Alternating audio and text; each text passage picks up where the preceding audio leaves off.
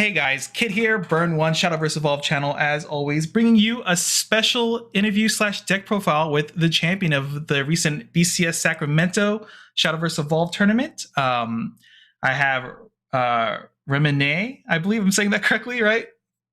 That's fine, yeah. I Uh, usually go with Reminee, oh, sorry, but Reminee. Yes, sorry. yeah. But so why don't you introduce yourself for the people out there that don't know you? Um, I'm just a normal guy who plays card games as a hobby, I guess. Yeah. I mean, I don't Like, know. I never did an interview, so oh yeah, no what are we problem. gonna Well, talk how long about? have you been playing card games in general? Is this something recently or long time player? On and off, I played Yu-Gi-Oh from like 2008 to like 2012. Uh, College happened, and then work happened, and then I started playing Yu-Gi-Oh again back in like 2018 to 2020. Then it got too expensive, and then I played Shadowverse Evolve when I stopped playing Yu-Gi-Oh! But I did play the online card games like Shadowverse and Hearthstone when it first came out. I stopped Hearthstone back when the Dragon expansion came out, and in Shadowverse I stopped at when like Glory or something. It was some Glory to the Brigade expansion. I stopped around there for Shadowverse on an online game. Oh, well, we have a pretty similar history, minus Yu-Gi-Oh. Instead, for me, it was Magic, but but yeah, that's good to know and everything. So, what kind of brought you into Shadowverse? I guess to begin with. Mana system was cool. Is it's not like Yu-Gi-Oh where you play 5 cards a turn. Playing 1 card a turn or somewhat is more nice. But like unlike Hearthstone, Quicks I think is very good for the game to be able to interact with the player, and it makes you do some cool mind game stuff. So that's kind of why. That makes a lot of sense. I agree with a lot of that too. It was a big reason I actually enjoy the physical game a little bit more than a digital game. But yeah. And then so where do you currently play? What is your home base and all that? Sacramento. Usually play at Cards and Comics, Hobby Quest. There's only 2 shops that really pop off around here. I Okay. usually don't drive that much, but most of the time I actually my sister plays the game too, and she comes back every weekend from college. So then we usually play then. She also went to the BCS. She got 16th place, but she was playing a different deck too. She was playing Bat Abyss, which is something that we made up together. Kind of like how Nice. we made up this deck. Yeah. Both of you pretty off meta in general there, which is interesting. Do you like normally playing kind of like off meta stuff, or do you like the surprise factor it might give you, or you just felt very comfortable with this pick you've ended up with? Well, I picked this over Amataz because of I think Amataz has a consistency issue over like multiple games. Being able to see because that deck inherently has very little draw, and I describe Amataz as a deck like kind of like if I compare the 2 decks together, like seeing the My Star of Hunter and Amataz. Amataz feels like you're getting a gift card, okay? Like I give you a gift card like in and out, Mm-hmm. and let's say that it's I bought a gift card for $100 for $50. Amataz has really good value for the mana you spent for each card. Each card has very high power level, but you have very little cards. But my problem with the deck is, what if I live on the East Coast? There's no in and out. What if Amataz is in my hand? It's actually useless, right? Yeah.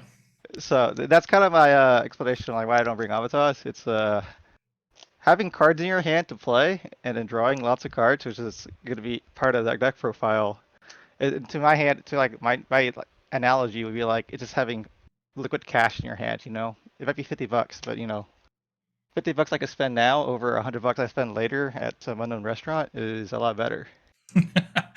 Yeah, it's a really good analogy you have there for how the deck does play out. It was kind of my issues too with the deck after playing it a lot. Um, but yeah, I guess we'll just kind of jump into the deck here, and you can kind of go over the game plan and everything as we get into it. So, all right. All right, so here is the deck itself. I guess you want to go ahead and kind of explain your game plan and everything for this because it's a very unusual list, or at least very not popular list. Because I've like seen something similar to this in when I was testing a lot, but I didn't explore any further or saw anyone else exploring this type of archetype. So go ahead. Um, the name of the game plan of the deck was to draw my whole deck and remember every card I see with Fina and Babkata. So what I mean by that is every card in here, almost half the deck either adds me another card to my hand or will add 2 potentially. The main card that lynched it was Crossbow Sniper, which came out in the last expansion, because it made Apostle of the Unkilling basically a draw 2 on Evolve. Because you pull one card from your deck, and he's going to discard a card, and you draw another card from your deck. So my deck just got 2 cards thinner. You repeat that with Ancient Elf, with Harvest Festivals, or even Nature's Guidance. My deck is getting 2 cards thinner each and every turn I evolve. Same with Bad Capta. It makes it so I can get to Eudia really consistently, and that's usually how I win games. I actually only played Silverbolt 3 times total at the BCS. It was against 2 Haven players and an Abyss player. You're kind of why I couldn't kill them without them, because Yeah. Kinzetsu, Marwin, you're not going through those guys. I already accepted that, and I said, Lam Magas, it's kind of useless at that point. That's kind of why I opted the Silverbolt as the win con. But the premise of the deck is to draw through your whole deck while remembering the order of the card to bottom deck. It's very similar to like Daria Rune, except for I'm spamming minions instead of spells. And I'm just going through my deck as fast as possible. And like the cards like Fina, I chose over like, I guess the main question that people probably decide is like, where is that 2/2 Storm Girl, right? From I forgot her name. Sakuna. Oh no, Woodland Cleaver. Woodland Cleaver. That's it. Because people like to grab Woodland Cleaver off of Apostle of Unkilling. But my decision not to run it is because that card in your hand is a brick. I never want to play it past turn 2 when I draw it. And pulling it off Apostle, I have to decide to myself, is it better to do 1 more damage to the enemy leader, or is it better to draw 1 more card to my deck? And I would think 100% of the time, I would say I'd rather go through 1 more card to my deck. That's kind of the verdict on why I cut the card completely. I'm just trying to go through my deck as fast as possible, and Woodland Cleaver, or Crossbow Sniper, I'm sorry, is also a really good card to bounce off Ancient Elf, which is the secondary card draw engine that I'm using to go through my whole deck. Because Crossbow Sniper is basically a mix between May and Harvest Festival, which is the old best bounce target. Yeah. But he basically does both in 1 card, so he's pretty nice at doing that. And then the second reason why Crossbow Sniper was a lot better than Woodland Cleaver is because it doesn't lock my future turns. What I mean by that is when you go Apostle to Woodland Crossbow Sniper, you discard a Hunter card. Once those 2 cards on field dies, you have 3 Hunters engraved immediately, which makes Servant immediately active, Eudia immediately active. I don't need to play another Hunter card for the rest of the game unless I want their fanfares. Which means I'm free to play cards like Ancient Elf, Bad Capta, or any other card in my whole hand. I'm not obligated to play another Hunter card unless I actually need the effect. So instead, I'm playing cards like Fina, which I'm drawing through my whole deck. Things which just remove your minions of like, May, Nature's Guidance, and whatnot. So like the deck is more playing like a control style. I'm controlling your board while I'm just drawing my whole deck until I get Eudia and Silverbolt. It's kind of like the essence of it, the core. I would say like 20 cards in the deck itself cycles another card to my hand. Things like Bellringer, Harvest Festival, Nature's Guidance, the Apostle, the Fina, Triangle, Bad Capta. All of them are at 3, and all of them are going to cycle another card to my hand. The Bad Capta was actually a card I put in my deck because not only does it cycle, but it's actually the reason why there's 1 Evo is for the Marwin matchup. It didn't go up when I played against you in Swiss because I missed the 3-drop Evo curve I usually play before Marwin comes down. Because of it, it made it awkward. But being able to make Marwin go sideways and making Haven players lose the 8 damage is such a big deal. Yeah. Unfortunately, I couldn't do it because I already saw my hand and I bottom decked to Azudius that game. I knew my damage was lacking. So normally I killed the Marwin, but that game I said I have to actually burn you, which did put me to the 30 damage mark I needed to kill you on turn 9. Yeah. I actually, during that moment too, I was very surprised because my assumption was you were going to force engage my stuff and you didn't. And I was like, well, what? Okay, this is going a different direction than I thought during our game. But yeah, that's because I have to. Because I know what I bottom deck off the Fina from 2 turns ago. And that's what I mean by like I'm going through my whole deck. Like I get the knowledge of my whole deck and what's bottom decked. And I could change my playstyle accordingly. Because this deck isn't locked to just go face like Amatas. I can do whatever I want. technically. Yeah.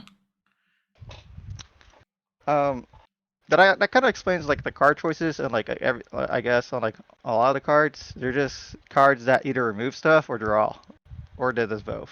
You know. Um, I don't know if you had any other questions for me. Yeah. So I guess I'll ask you a couple questions. Like, Yeah. I understand. First of all, I really like the game plan. This is a really interesting deck, and everything you did, like even in our game, like what you've explained makes 100% sense to me and everything. One of the questions I have too is how important is it knowing the exact order of cards in the bottom of the deck? Is it more of like you just need to kind of know where they are or what you have access to left in your deck, or knowing the exact order really matters to you personally, or for the game plan? I'm not remembering the order. I remember the key cards of cards that adds my hand size. So like the cards that I'm talking about was like Harvest Festival. So not Harvest Festival. I only need one in my hand. But Nature's Guidance and Ancient Elf are the only two cards in Forest which increase your hand size. Yeah. So like what I mean is if you start at 6 cards, there's no way to get a 7th card unless you have one of these cards in your hand. And I know it because at that point I could count how many cards I had left in my deck to how much damage my Silver Bolt is going to be doing at turn 7. Like I'm already counting since like turn 3 or 4 when I started looking at my deck. I know how much damage my Silver Bolt's probably going to do. So I know how low I have to get you down. All right, yeah, that makes a lot of sense there. And I guess the other question too I have, you ended up on 2 Eudia Evos. Was there a specific reason? Were you ever worried that like one was never going to be enough? I assume here from your playtesting into Haven that might have been an issue. Because I know a lot of lists that do end up playing Eudia, that not necessarily on the same game plan as you, but they always opt usually for one, I feel like. Was there a reasoning behind the second one? The other decks usually run Lam Magas, and I felt like Lam Magas was inconsistent. Almost like I'm going to casino at that point. You know, I didn't want to put that if I'm going to play 10 games in a row. Yeah. You know, lose or die by Lam Magas. I didn't really want to do that. And also, Lam Magas is inconsistent inherently with looking at top 4 is not so great. The Eudia Evo does come up though because decks that heal, the deck's max reach could probably hit like 25 with one Eudia. But like against Haven, like against you, for example, you healed a total of 30 health with 2 Marwinds, 2 Acolyte's Light. Yeah. I would need the second Eudia to get there, and Eudia burn is always better than playing a second bolt. So like doing double bolt, in my mind, is never a consistent game plan to win because who in the right like when is it fine to just pass a whole turn on turn 7? You're gonna just die, right? So the second Eudia does give me time because of being able to lock something up, make it an amulet, and then burn it for 6 is such a big deal. That I think I would think of it like Eudia Evo, more like a Forte. I'm just using it to hit 6. So, would you tell Dragon to run 1 Forte? Probably not. It's kind of the same deal, right? Yeah, fair. That's a really good way to look at it for sure. All right, I guess let's say what is like the matchup spread you're kind of looking at this deck too? Like, do you feel like you have any super unfavored matchups, things you don't want to be seeing, and things you want to be seeing? What are those? Haven. That's why Babcap is in here. Actually, Haven is abysmal, and my one loss at BCS in Swiss, it was the first round 1. I played against Heal Dragon, who fucking had a 10-10 that healed 10. I literally cannot get enough damage in my deck to beat it. I just sat there and died. Oh my god. Yeah, that was my one loss against a guy who just sat there healing all day. I was like, you know, my deck of 1-drops cannot physically beat this. There's not a value in my deck. He just sat on me. So there you go. I guess like any like super late game deck really, like who just sit there and heal. Yeah. But the deck is pretty fast though, because that's like I only bolted 3 times. Every other game was done before like turn 6. Yeah, I can definitely see it too. Since especially I think some players might have not been thinking that you're going to be like dropping Ancient Elf and stuff like that, which was like when I saw that come on the board, I was like, oh no, for a little bit. I also like didn't have like the full picture of what you were doing. Like towards the end too, I was like, I totally forgot about Silverbolt, so I was like, oh, is it Ligma or maybe it's Elephant? So why did you ever consider Elephant for the deck or at all or not? pretty much. No, Elephant to me just seems like Silverbolt, but does the same damage, but loses to a ward. So why would I not just put the one extra mana cost to a Silverbolt? Because Mhm. I'm never gonna Elephant on 6 because the Eudia 6 is just better. Yeah. So when do I need Elephant if not later than 6? In that case, why not just put Silverbolt? Because it's one more, I'm gonna be one more mana up anyways, right? After Eudia turn. Yeah, in our game, like Elephant was one of the things that was popping into my head of like, how do I lose this game? And that was like the only thing I could think of, really, other than like maybe some weird shenanigans with Ligma that I'm not super familiar with. And yeah, and then I got kind of caught off guard with the Silver Bolt, and I was like, oh, okay. Oh man, I get Yeah, so Silverbolt is a nice card. The only downside is I said like you can tell my deck has like 20 cards that draws cards. It's necessary to run that many cards just to have yeah, Silverbolt in the deck. yeah, for sure. I guess with that kind of wrapping this up here, moving on to the future, but I know we're kind of coming to the end of set 6 and everything and moving to IMAS next week. Do you think this type of deck will be improved with the next set coming out, or do you think there's any changes you're looking to test in this, or do you think this is just it's already done its work? It's probably not going to be as good moving forward. What are your thoughts on that? The fact that there's no combo cards in the deck already makes it inherently worse than like Amatas. So Mm-hmm. I don't think this deck has that much lifespan past it. Like I had a couple debates where like I could fit Elf Song into this deck because I'm drawing so much and spamming so many one drops. But I just feel like Amatos does it better in that sense. And the fact that we're getting another card draw card for one mana next set, that might help the Amatos consistency issue, you know what I'm saying? Yeah. Before. So if Amatos is more consistent, I don't see a reason why I would play this deck over Amatos. Because the main selling point for this one is it's consistent, and I could do whatever I want, as in like, because of it's like with so many one drops. I don't have a dead turn where I'm not floating mana. I could always use my mana somewhere somehow. And the question is really on the player to figure out what's the best use of your mana in your current game state. All right. I guess one last thing here too. I guess if you could redo this list right before BCS, is there any card in here that you think was just like not performing up to standards after that event, or would you switch anything out, or do you think this is just like the perfect list? I hate Sukuna because I never fucking want to Evo her, and she's used as the #1 discard fodder for a crossbow guy. Yeah. But I run her because you could add her to Athena to become the discard fodder. So if they make a better hunter, it's a one drop. I would put her in over Sukuna. But Sukuna's in here because she's a one drop. She's a hunter. That's literally it. On trait and one cost. Got it. Yeah.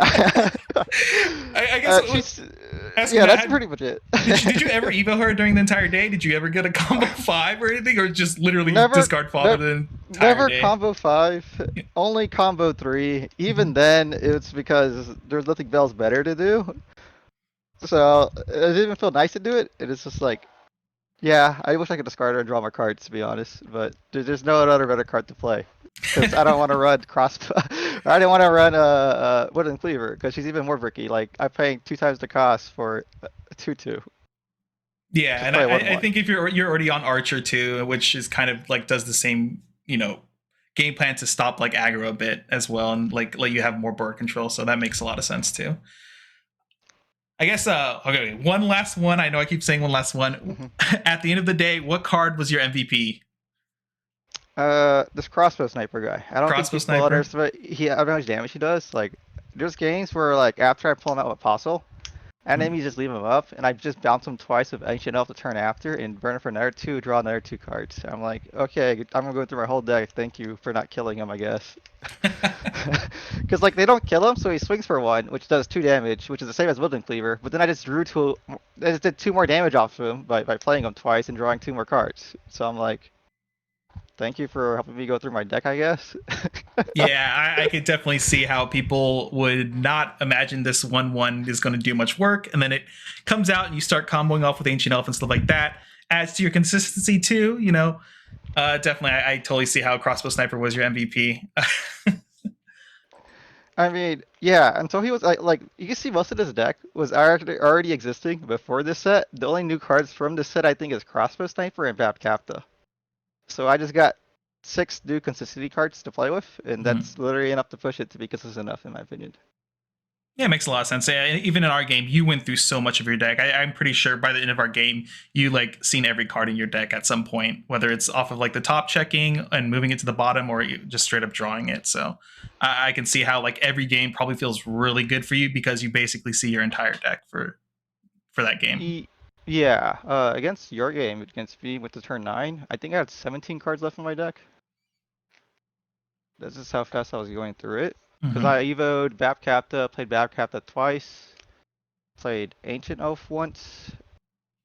I did not remember playing Apostle against you, which is why I knew my Azudias were just gone, which kind of blows, but whatever. Can't reshuffle my deck, but yeah. Yeah. Yeah, but I'm just going through the whole game plan is to go through your deck. It's kind of like very similar, I guess, to Kuon. They're trying to go through your deck for Kuon and D-Shift. Mm-hmm. I'm doing it for Azudia and Silverbolt, except for I actually have a lot more minions and more aggressive than the standard D-Shift, I guess. Like, all my card draw cards are minions, so they're gonna hit face. Yeah, for sure. That makes a lot of sense. All right. Well, thank you so much for joining me on this. I really appreciate it. And like, GG's and congratulations and everything. Our round 7 game was a lot of fun. I was so shocked at the end how I lost that game. It was just, it was a pleasure playing you, man. Mm-hmm. Yeah, maybe I'll make something special for Idolmaster, but currently I am making some troll decks in my mind, so they're not really competitive. But I guess when there's another BCS coming soon, if I plan to go, I'll think of it more seriously. Right now, I'm just thinking about having some more fun now that this BCS is over. Yeah. Now your world's spot is secured, so might as well let loose a little bit with the trolling and so forth. Yeah. Okay, well, man, I'm just worried about Worlds because last Worlds, I told my friends I went to Worlds first 3 games, C0 Rose Queen. I'm like, I guess I lost Worlds. I think the first Worlds was such a high variance tournament just because what is it like Uma. 2 was it Uma? Yeah, that's right. It was Uma was out then. Yeah. So I just think that entire event was very high variance, and like how people got into Worlds that year just made it felt even more high variance. So I'm really looking forward to what's going to be cooking this world, since there's going to be so many more combatants and so forth there. I think it's going to be a lot more open field, hopefully. Yeah, hopefully. Yeah, hopefully I just don't draw the win condition of the deck ever. Oh man, yeah. Yeah. Well. Yeah. Thanks for having me on, I guess. Yeah. Do you have any shout outs? Anything you want to say before we go here and everything? Not that comes to mind. All right, then. Is there any social medias you want people to follow you on, or you don't do any of that? No, dude, I'm too busy working and doing some other stuff. I usually don't do social media stuff. That's why, like, I don't talk in the official Discord ever. Like, I barely check it. Like, I posted a list like 2 or 3 days after. Understandable. Yeah. Listen, sometimes I go in there and my brain melts from reading things, and I just avoid it for a couple weeks again. But yeah, I guess with that and everything, thank you so much for coming on and doing this with me. I really appreciate it, and good luck at Worlds. I hope you take it there. Unless I'm there, then I hope I take it. Good luck on your future entry qualifications. Yeah, thank you so much, man. And yeah. All right, with that being said, guys, make sure to like, comment, subscribe, and all that. Keeps the channel going and all that. Other than that, we'll see you guys later. Goodbye, everyone.